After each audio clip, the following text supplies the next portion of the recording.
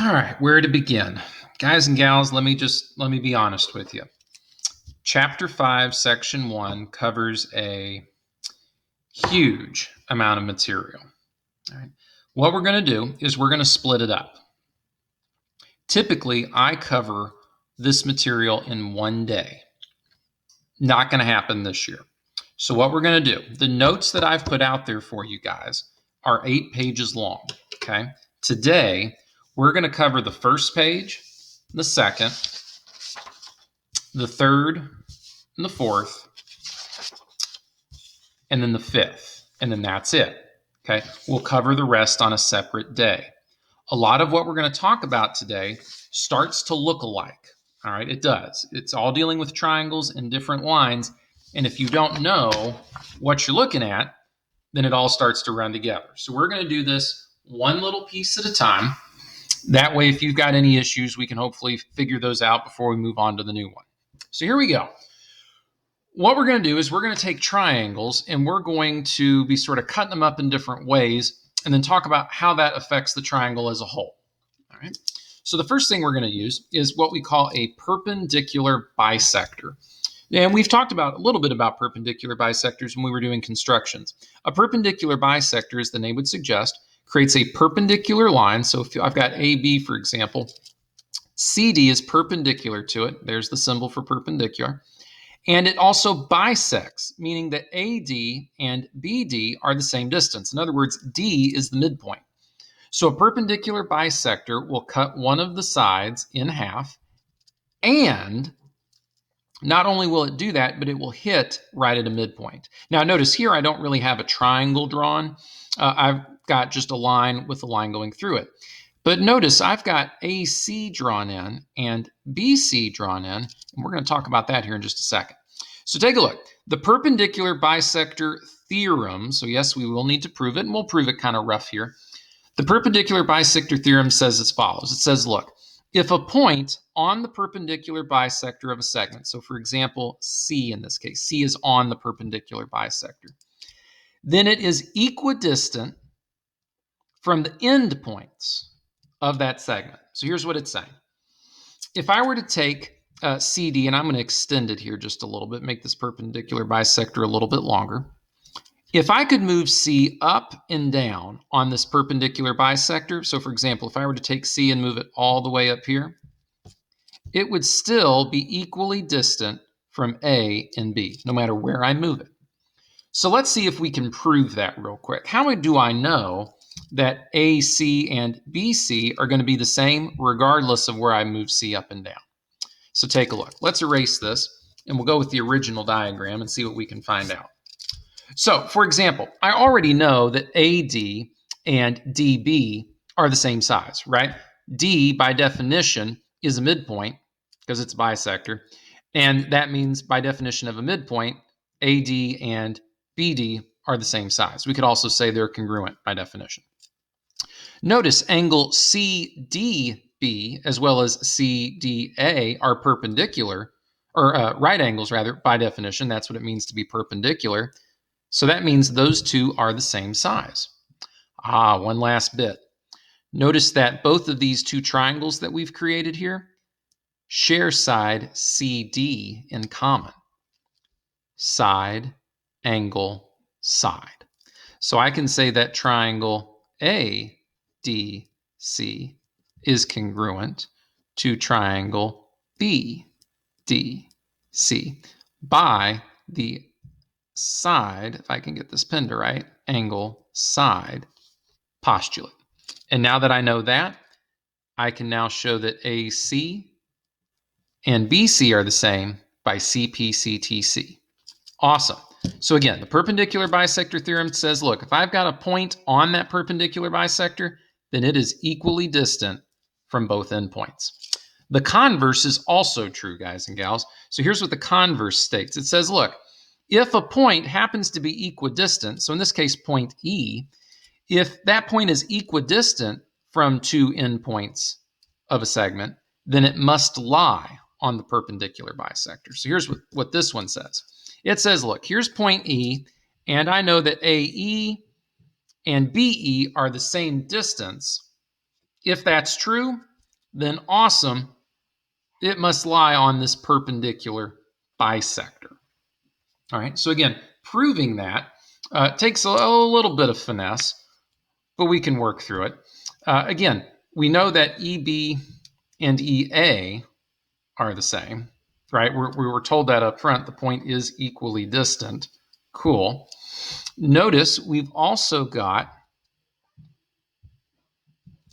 ED being the same, right, to both triangles. So we've got two sides. So the question we now have to ask ourselves is, well, what else do we need in order for this to work? Now, what a lot of people want to reach for is this right angle business. Well, notice I don't really know if E's on there, so I can't really touch that. But take a look. I've got triangle ABE, and I know that two sides are the same. So we can take that and use it to our advantage and say, hey, I've got a, I can't think of the word now. Isosceles, there we go. An isosceles triangle, which means, cool, those two angles are the same. But notice that's a side-side angle situation. Not going to fly.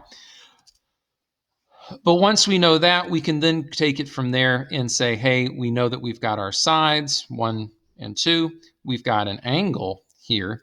If, let's pretend for a moment, if this right angle is true, if that is sitting on that perpendicular bisector, then cool, these angles are the same, those angles are the same, and then we could show very quickly, hey, those angles are the same. And if that's true, well then, hey, it has to be on the perpendicular bisector. If it's not, well then cool, those angles wouldn't be the same and we'd be out of luck.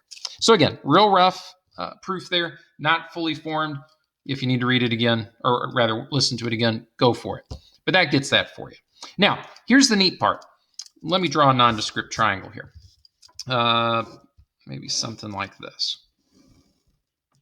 And let's name it X, Y, and Z. All right. Now, we're going to eyeball this. I'm going to draw a perpendicular bisector for YZ. So about halfway, I don't know, that looks good. And I'm just going to sketch it in here real quick. So we'll go straight up, go straight down. Perpendicular bisector. All right, let's turn the page here. Let's draw a perpendicular bisector for XY. So I don't know, midpoint's about here. Perpendicular, I don't know, about here. Something like that. Turn the page. Midway, I don't know, about here. Perpendicular, I don't know, somewhere through here. What do you notice about all of our perpendicular bisectors? They all hit at one spot. If three lines hit in one location, we call those lines concurrent lines. If 2 points, or 2 lines rather, meet up, who cares? Nobody. But if 3 lines happen to meet up at one spot, that's weird. And we call those concurrent lines, and we call the point where they meet the point of concurrency. And here's the deal. The 3 perpendicular bisectors of any triangle meet up. Weird but true. Let's talk about it.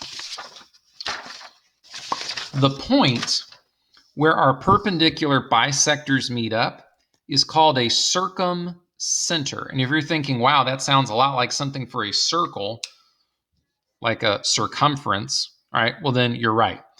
We'll talk about the circle here in just a minute. But a circumcenter is this point right here. And these lines, I'm going to try and make them a little bit darker for you. These are our lines. And then our perpendicular bisectors are here. And I'll explain all of this in just a moment.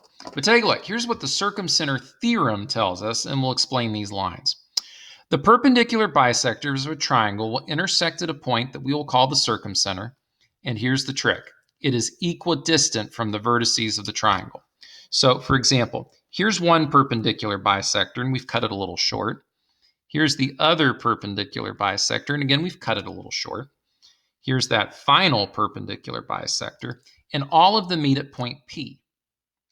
I want you to notice something. If this is a perpendicular bisector, then point P is equally distant from B and C, right? We just said that. Perpendicular bisectors, the points on them are equally distant.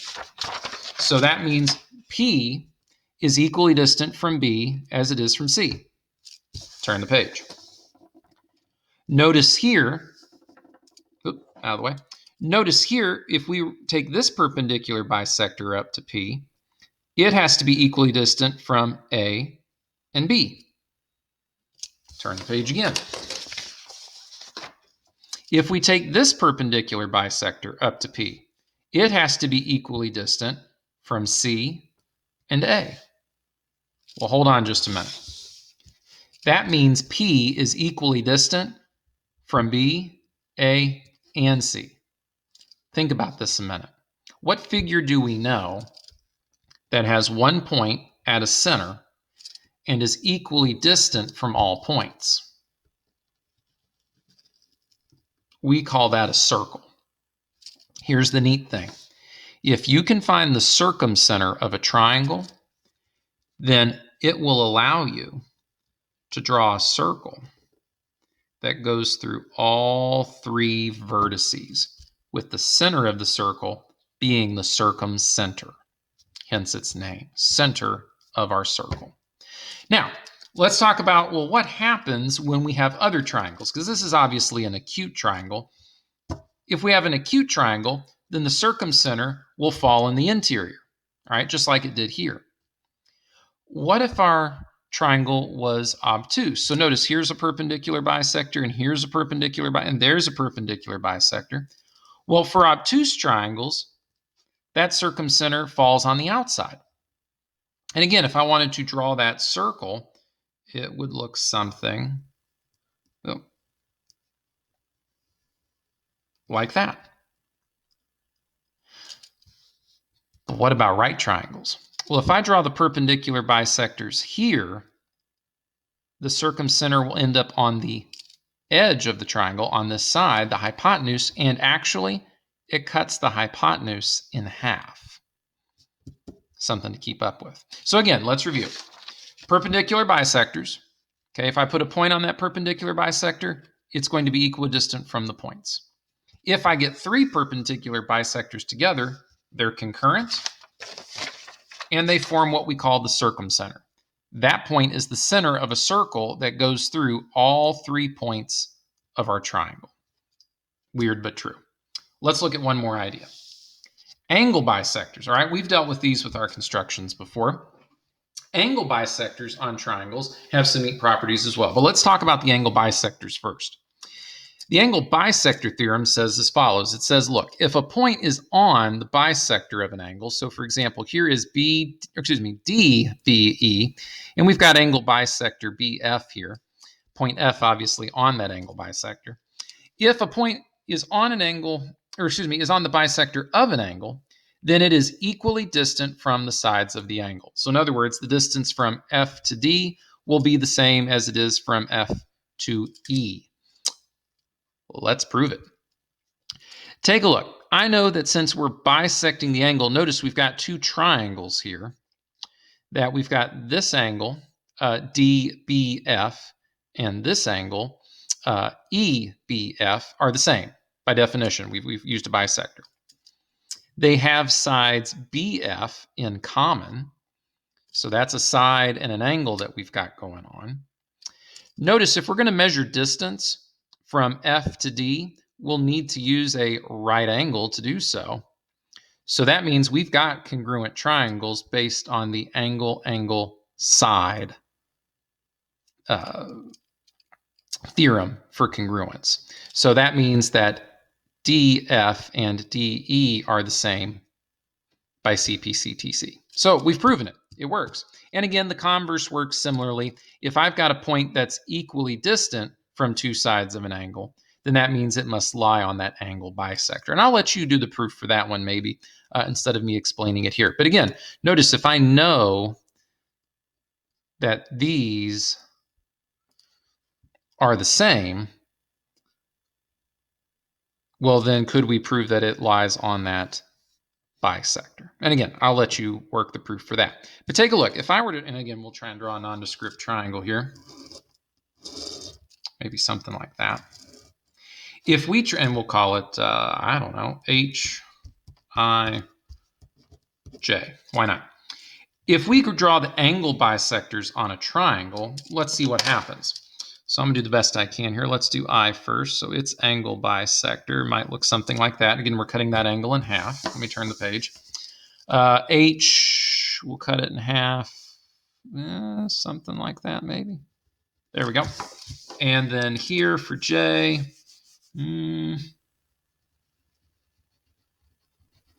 wow, I couldn't do that again if I tried. That's a point of concurrency. We call this point, drum roll please, I can't get the papers to separate. Oh, have mercy. There it goes. We call this point of concurrency the incenter. And just as its name suggests, it will always occur inside the triangle. So let's talk about this theorem, the incenter theorem. It says, look, the angle bisectors, so for example, I've got BP here or AP here or CP. Notice they all bisect those angles. The angle bisectors of a triangle will intersect at a point called the incenter. Again, incenter meaning it always falls on the inside. So even if I have an obtuse triangle and try to draw those angle bisectors, notice it's still on the inside. Incenters always occur on the inside. So we get that incenter that is equidistant. This is key. It is equidistant from each side of the triangle. So let's think about that. If I look at this angle bisector here, this BP, that means it's equally distant from this side as it is from this side. If I look at this angle bisector, AP, well, then it's equidistant from this side as it is from this side. And if we come on around, well, this angle bisector is the same story. These two are the same. Again, let's think about that. If I have a point that's equally distant from all other points, we're describing a circle. And here's the neat part. If I take this incenter and call it the center of a circle, we can draw a circle now that just touches the sides of our triangle and is centered at the incenter. And we can do this for any triangle we want. So let's review. That was a lot of information. Perpendicular bisector theorem says if I got a segment and a perpendicular bisector that runs through it, any point on that perpendicular bisector is equidistant, in this case from our endpoints. If we get three of them together, we can create concurrent lines and a point of concurrency. In this case, if I'm using perpendicular bisectors, the point we create is called the circumcenter, and it can help define a circle that would go through all 3 points. This is also equally distant from each vertice. Circumcenters can be inside if it's acute, outside if it's obtuse, or right on the edge of the triangle if it's right. Let's talk about angle bisectors.